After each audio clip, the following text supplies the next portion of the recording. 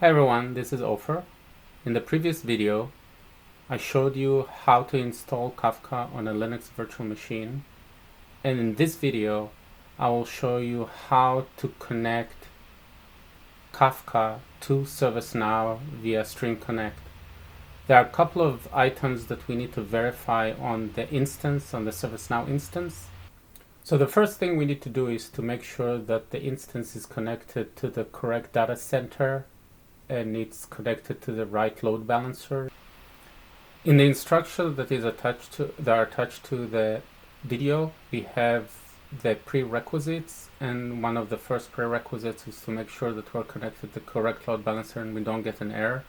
So if you type in the URL, the address that is indicated here, and if you don't get an error message, then it means that we are connected to the correct load balancer. If not, we'll need to migrate the instance from the F5 load balancer to the correct load balancer, and also make sure that the instance is properly configured with Hermes, which is the replicator that is available for Kafka on the ServiceNow data center side.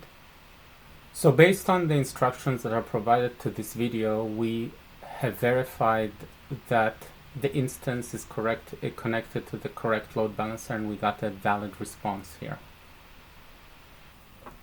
The next thing we need to do is to verify that the user has the cryptographic manager role. Once we've verified it and we verify all the prerequisites as per the instructions, we can create the key store and the trust store. To do that, we open the root certificate from the KMF certificate list, and we copy the PEM text to be copied into a new file that we'll create, which is the certificate authority file. So in the Kafka virtual machine, we'll create a directory called Hermes, and then we'll create the file, which is the IPKI ca.pem, and we'll paste the information from the root certificate into this file. Control A, and then paste it into the IPKI file. Save the information. In order to create the certificate request for the key store, we'll need to create a configuration file, and the configuration file is available in the instructions, but we need to populate the information that is prevalent to your instance. We'll need to get the subject common name and the root cert subject organization and paste it into the configuration file. And also we need to get the instance ID, and we can get the instance ID by going to the stat page and copying the instance ID and pasting it into the configuration file. Now that we have the configuration file, we can generate the certificate request. Once the certificate request has been generated, we can go and upload it to the instance. Let me list the files, and we can see that the certificate request is the instance name .pem. So we're just going to copy the file and upload it to the KMF certificate list.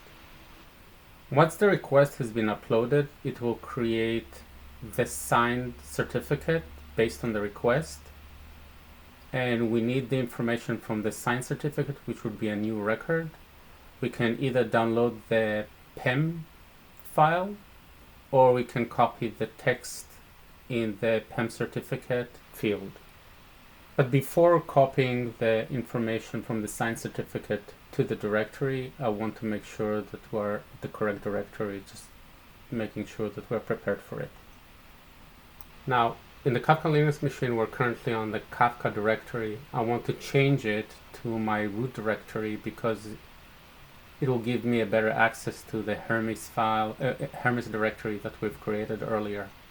So I'm just going to open code again in the correct root directory because I no longer need the Kafka directory to be in the file context there. It's just for ease of use.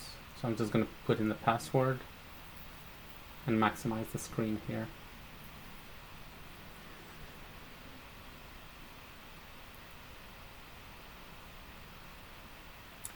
Now I can open the Hermes folder that we've created earlier with the certificate request and everything.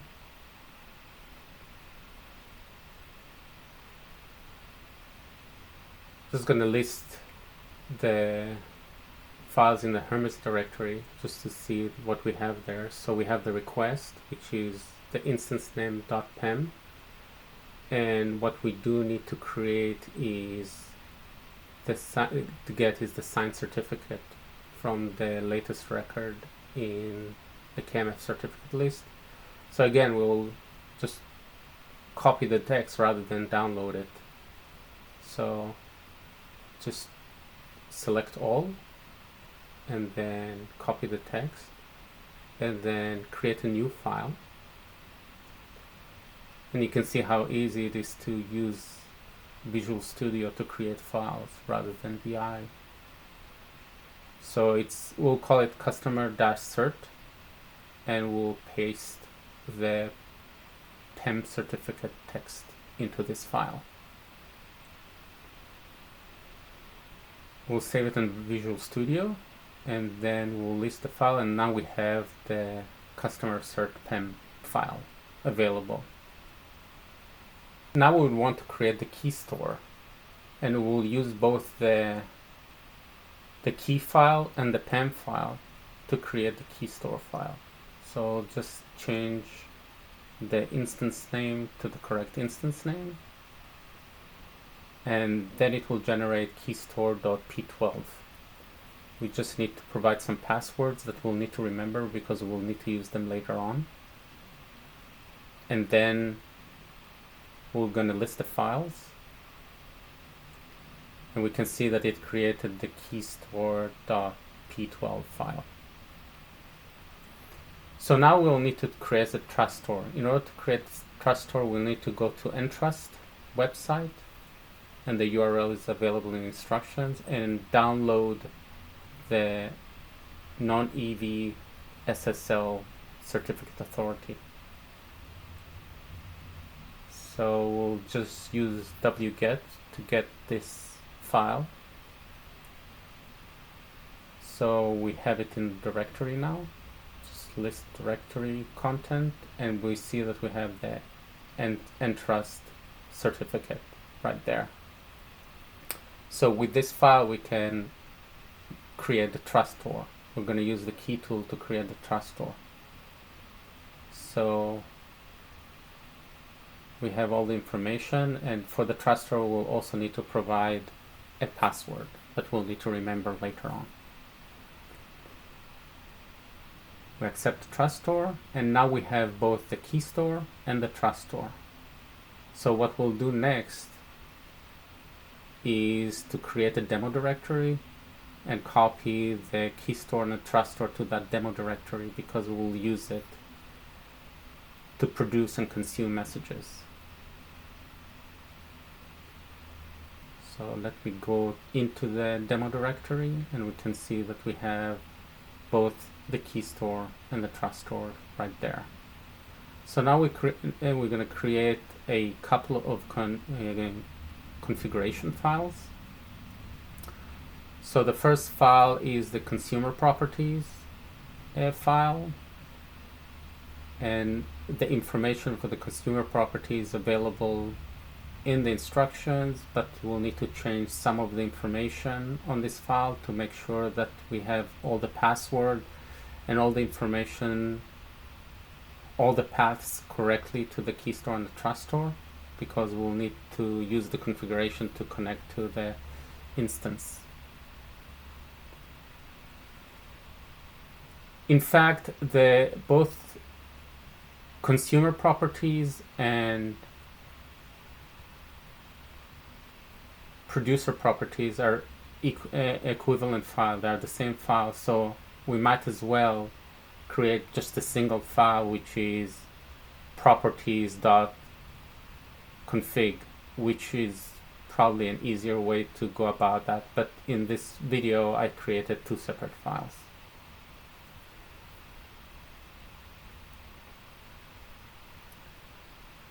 So just make sure that you put in all the correct passwords and all the other information that is relevant.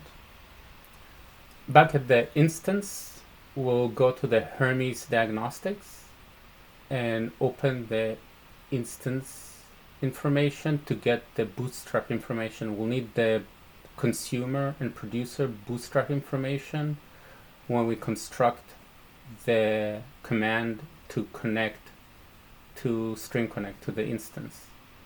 But before we do that, let's go and create a topic. So we're gonna go and create a new topic. And the reason I like to create a topic, you can create a topic from the command line, but the reason that I like to create a topic from the UI is because it adds some prefix, and it's kind of probably easier to do it through the command line. So we're just gonna select the demo topic and select the default namespace. So back at our Kafka, we can go ahead and list the topics that are available in ServiceNow. So I'm issuing the command to list topics. And indeed, I see the demo topic that we've created with the prefix. Now let's use the entire topic name to produce messages. So we've used then the full topic name, and we're going to produce messages using the producer bootstrap. We're prompted to enter a few messages. So let me enter a couple of messages and ensure that our instance received them. We already confirmed that we're able to list the topics from the instance, but let's see if we can see the actual messages coming through using the topic inspector. So we're going to select the topic. You have to click on it and then select the prior date, just to make sure that we've captured all the messages. Wait a little bit and we'll see all the messages coming in from the Kafka virtual machine.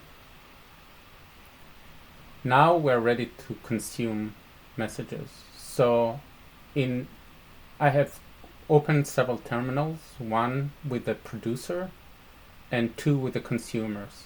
The two with the consumers correspond to the two bootstrap messages, the bootstrap servers that are available for Kafka, because only one of them is active at a time. So let's go back to the Hermes diagnostics and look at them. So we have the producer bootstrap and also the consumer bootstrap. So for the producer, when we're producing messages, we're using the producer bootstrap. And for the consumer, we use the consumer bootstraps, the two of them. So going back, we can see that we have the producer bootstrap here. And for the other two, we have the consumer bootstraps, the respective consumer bootstraps. So let me go ahead and start them, initiate the commands, and let's start to produce messages. So both of them are enabled, and let's start to produce new messages. So I'm just gonna verify that there is correct and go ahead and produce messages. So I'm gonna type in test 1 and then test 2 and see if we got them through the producer. So in the first one we didn't get anything, but in the second one we did get, which shows you that only one is active at a time.